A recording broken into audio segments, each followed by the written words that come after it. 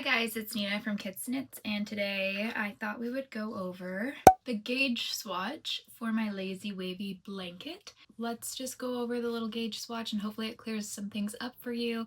This pattern is available in my Etsy shop. Obviously this is not the completed blanket, I just started my second one. It's a perfect way to use up your scraps, or if you have a planned color palette that you'd like to do, it's great too, but I'm just using this to do all of my scrap yarn. Let's just go through the basics of the pattern first though. So this pattern is written for one size, which is approximately 51 inches wide by 66 inches long. You do not need to follow that. You can adjust it if you want. If you wanted to adjust it, this pattern works in multiples of 14. So you would chain 14 as many times as you like. And then when you get to that width that you like, you have to add 3 extra chains at the end. Okay, the chain at the beginning of each row counts as a stitch. So this means that you will be crocheting into the top of the chain 3 stitch at the end of each row. You will also crochet into the same stitch as your chain 3 when beginning a new row. So we're going to go into all of that. Now here I've suggested using an 8mm hook and a 10mm hook. So what that means is we're actually going to just do our first chain, our chain row that we set up with the bigger hook, but then we're going to switch to the smaller hook when we're doing just the bulk of our stitches. This is going to allow it to not be so curled in on that first row, and then that will keep your stitches like nice and concise together. So I'm using super bulky blanket yarn for this one, but you can use whatever you'd like. So I'm going to use my 10mm hook to begin. Let's start with a slip knot. And we're going to chain 14 to start. So 1, 2, 3, 4, 5, 6, 7, 8, 9, 10, 11, 12, 13, 14. So that's one set of 14. We're going to chain another 14. So 1, 2, 3, 4, 5, 6, 7, 8, 9, 10, 11, 12, 13, 14. Okay, so say this is what I actually wanted my blanket to be width-wise. I get my multiple of 14 and I need to add 3 for my turning chain. So 1, 2, 3. So now we can switch out from our 10mm hook to the 8mm hook, so our smaller hook. And we need to put 2 double crochet in the 4th chain from the hook. So 1, 2, 3, 4. We're going to put 2 double crochet into there. So 1, 2. So now we have 3 stitches in here because we've got our turning chain and then these 2, so that makes 3. Then we're going to put 1 double crochet stitch into the next 3 chains.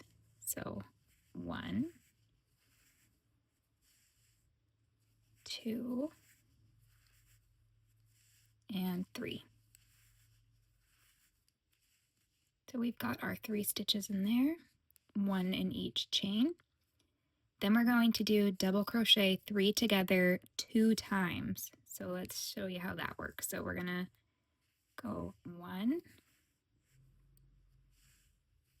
2, 3,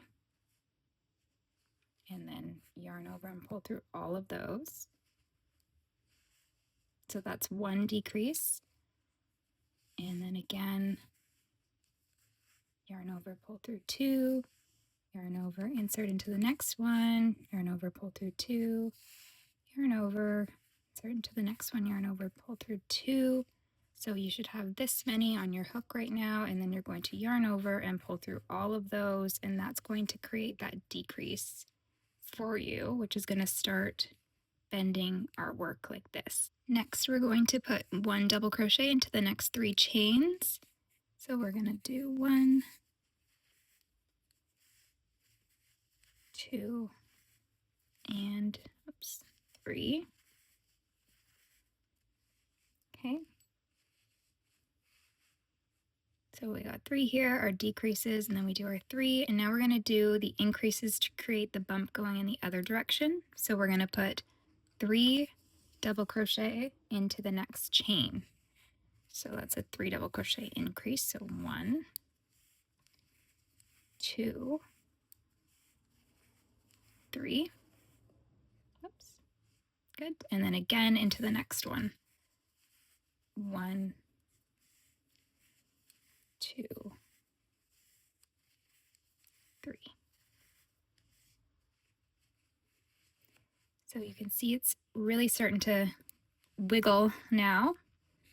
So we've got this curve here, and now we're going that curve. The next thing that we're going to do is 3 double crochet in the next 3. Well, 1 double crochet in the next 3. So 1, 2, and 3. And we're basically just repeating that all the way around. So we've done our 3 here. Now it's time to do our double crochet 3 together. So we'll do that again. 1, 2, and 3. So it's 1 decrease. And again, 1, 2, 3, and all together.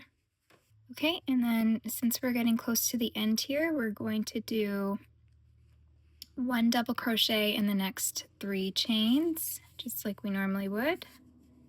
So 1, 2, 3, and then in our last chain here, we're going to do 3 double crochet stitches. So 1, 2, and 3. And that will complete your first row. So the pattern will explain that all to you. It's all written out nicely in there. But this is essentially, we're just going to keep creating this wiggle. Let's go on to doing the second row, because I believe that can be where some confusion comes in too. To begin round 2, we're going to chain 3 and turn our work. We're going to put 2 double crochet stitches into this space right here, the same as our turning chain, to get that 3. So 1, 2. So we've got our 2 we just put in there. Then we're going to put 1 in the next 3. So 1, 2, 3. We're going to do our 3 double crochet decrease. So just like we normally would, 1, 2, 3, and again, 1, 2, 3. Okay, and then we're going to do 3 double crochet. So 1 in the next 3, 1, 2, 3, and we want to make sure that we're working into these outer stitches of those increases that we did on the last row. So I'm going to put 3 double crochet into the next stitch. 1, 2, 3, and again into the next one, another 3. So 1, 2, 3. Okay, then we're going to continue by doing 3 in the next, or 1 in the next 3. So 1, 2, 3. Okay, and then again we're going to decrease because we're at the dip. So we're going to do 1, 2, 3 together, and 1, 2, 3 together. Okay, and then we're going to do 1 in the next 3. So 1, 2, 3. And this is where we're going to work into our chain 3 here. So make sure you're going into the top. I like to go into this spot. And we're going to put 3 in there. So 1, 2, 3.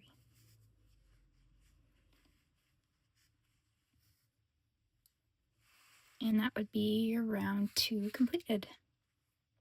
Now, I prefer how this pattern looks when you're using a different color for each row, or even if you were alternating colors, because obviously it doesn't stick out too much. Even if you did multiples of 2, that would actually be kind of nice. But that's all that our pattern is repeating over and over. Even if you were to have way more chains than what we started with here, you're going to do those same basic stitches. So 3 together down at the bottom, 3 leading up to your increase, 3 in each here, 3 down, decrease, etc. Make sure you always have 3 in the ends and that your turning chain counts as one of your stitches. And if you were going to change colors, what I would do is actually not complete that stitch yet. So I would cut this off here and then I would grab a new color. So say I was changing, I would just change my color here for a nice seamless look.